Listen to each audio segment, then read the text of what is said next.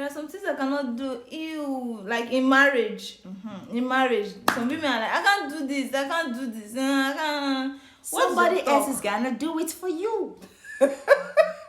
Yes, because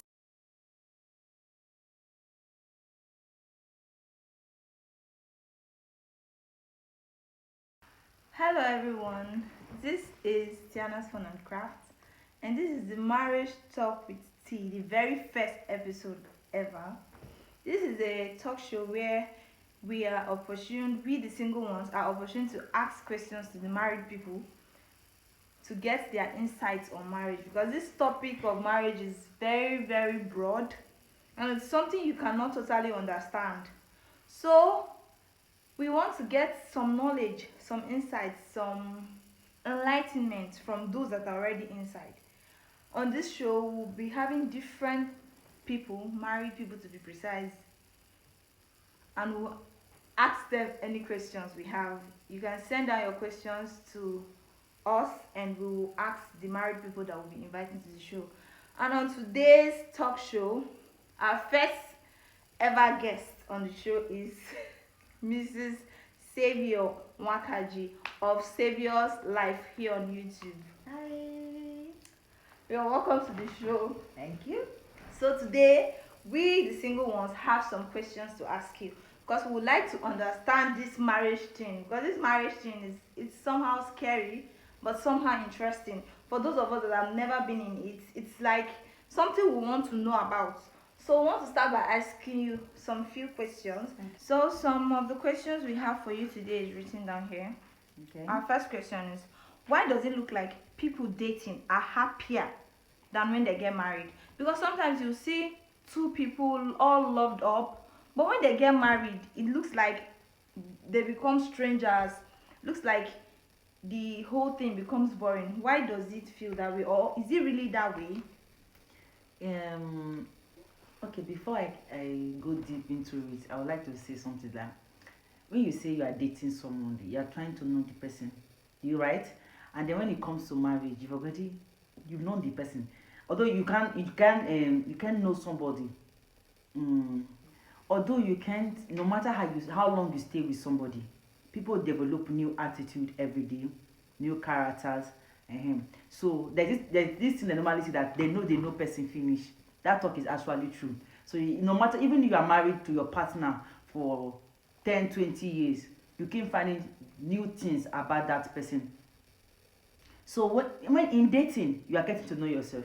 In marriage, you've known a bit. You can say, actually, I know this person when you are married.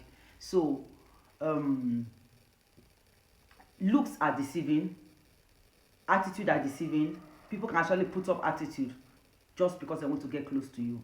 So your question is that Why does it look like yes, how people does it are are happier in dating? yes. Yes. In dating now, you are trying to impress. You are trying to get to know this person.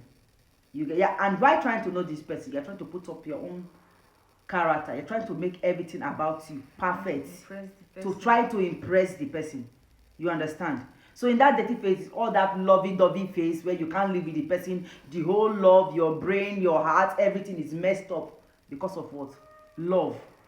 You understand? Because of that interest you have for that person. Yes. Whatever attracted to that person, that thing is still messing up with your brain and your heart and all that. So at that moment, you're just trying to be at the how do I put it? You're just trying to be on the person's better good book. Yes, and then in marriage now, marriage is hard work. Marriage is a lot of hard work. In marriage now, you are working together to solve problems, and then while trying to know yourself, families are involved, your heart is fully involved. In marriage, you are subjected to stress. In relationship, most people don't like stress. Immediately you okay, let me just say this. I remember when I was single, there was this guy I was dating. Okay, so he did something wrong. I didn't even give him an opportunity to explain or to ask for forgiveness. I just opt out of the relationship. You understand? You can't do that in marriage. It's a long time commitment. So whether the pain comes problem comes, whatever comes, you have to stay and solve it. So there are sometimes your partner will get you angry, you forgive. He will get you angry, you forgive. And then you see problems all over the place. You will not be happy. That's what boils down to making Yes, marriage looks look boring. Yes, unforgiveness too. Unforgiveness. If your partner does something and then you don't forgive, there is no way you feel happy. If you don't forgive somebody, there's a burden on you already. A burden on you, a burden on the other person. There's no way you see that person and smile. You cannot be happy. But when you are dating, you are still on that stress. It's a stress-free, like there is no problem.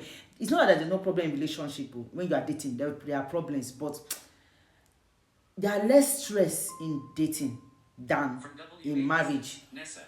You understand? So that is why I think it looks that way. Although marriage is sweet, marriage is actually very sweet. So that's why I say always marry your best friend. Wow. So no matter what comes, your partner should be your safe side. Okay, so wow, that's deep. So our next question is, do men still say I love you even after marrying somebody? You know, like you were saying about like you were saying, when you're trying to woo somebody, you try to impress the person. You try to say things that would sweep this person off their feet. So you can say I love you like 2 million times just to make the person feel love. When they finally get that thing that they are chasing, which is you, when they finally carry you and put inside the house and they know that yes, she's my wife now, do they still say I love you? Like still tell you, baby, I love you? Do they still do that? Where do people even get all this stuff from? Do people think marriage is boring? Marriage is not boring. It depends on your partner. You understand? Some men are very intentional when it comes to their women. Like when it comes to their wife, they're intentional. You understand? Saying I love you to your wife or to your husband is something that some people do almost every day. Like I say some, because some men don't even know how to say I love you after they got married. Because problem comes, you see the person's true color, the person's actual attitude. Most people that hide their bad side. And then when you come into marriage, you bring out the devil in you, and then you kill that soft part your partner has for you with your attitude, with your actual attitude. You see, you can't just say I love you to somebody you have grudges with. That's why it feels like your husband will tell you I love you occasionally.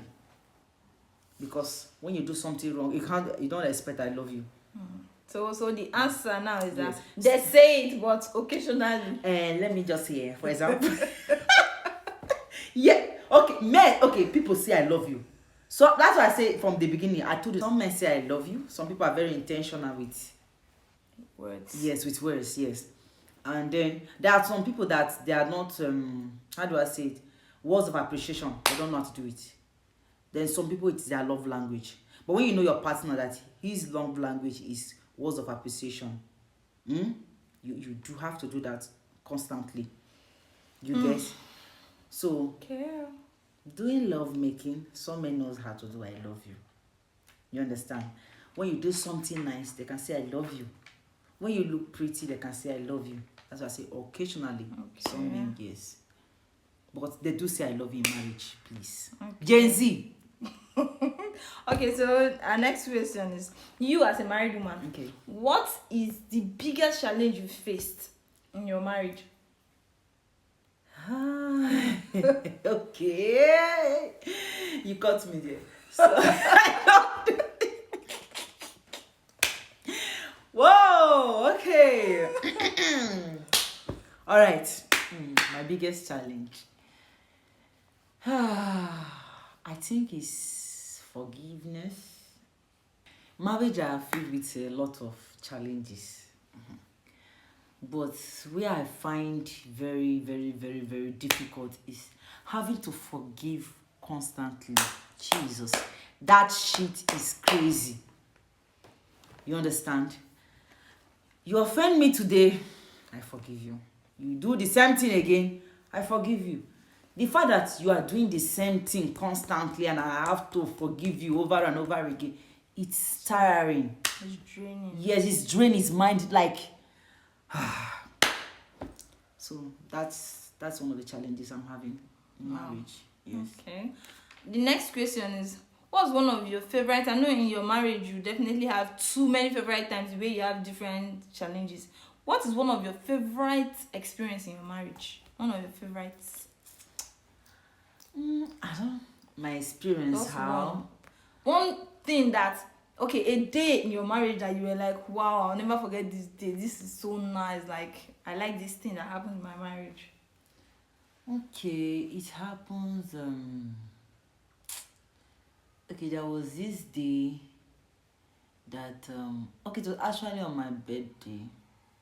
Actually on my birthday, and then we were just having a kind of talk. I and my husband were having this kind of talk, and it was just like, no matter what happens, that heaven comes down, the earth goes up, that I'm still going to be the wife he's going to be. It's me or nobody else. So it really hits. So, this question, the last question, is based on intimacy. As a Christian married woman, what's your talk on BDSM? This one that you say Christian, then you added BDSM to it. You know that some Christians are like, there are some things I cannot do. Ew, like in marriage. In marriage, some women are like, I can't do this, I can't do this. I can't. Somebody else is gonna do it for you. Yes, because when it comes to couples being intimate with your partner, you're a Christian, yes, fine, just keep God. I'm not saying you should like keep God, but in the bedroom, there is nothing like I'm a Christian or I'm not a Christian. Whatever your partner wants, give it to them. Be it a woman, it doesn't only work for men, but for women. There are some men, if you check your wife's brain, there are some crazy ideas your wife has, but because of how you will judge her, she might not want to tell you or do it with you. But I think as couples, we should learn to explore whatever your partner wants. If he likes to be flogged, if they say climb the ceiling, whatever it is, like, do whatever works for you, but explore as couples. Okay. Yeah. So the single ones, it spices up the relationship. So the single ones now should be aware that in your life, in our lives, as we are planning for the future, as we are thinking and praying about marriage tomorrow, we should be aware that we might get married to somebody that would want things that we don't like, things that to us we don't want to marry is inconvenience yourself. Yes. Wow. So this is refreshing, this is educating. So this brings us to the end of today's talk on marriage. Thank you to our very important guest, our very first guest on the show. We hope to bring more of this to your table. And my fellow single people, please be active. So that brings us to the end of the show. And I am Tiana of tianasfunandcraft, your host. And with me is...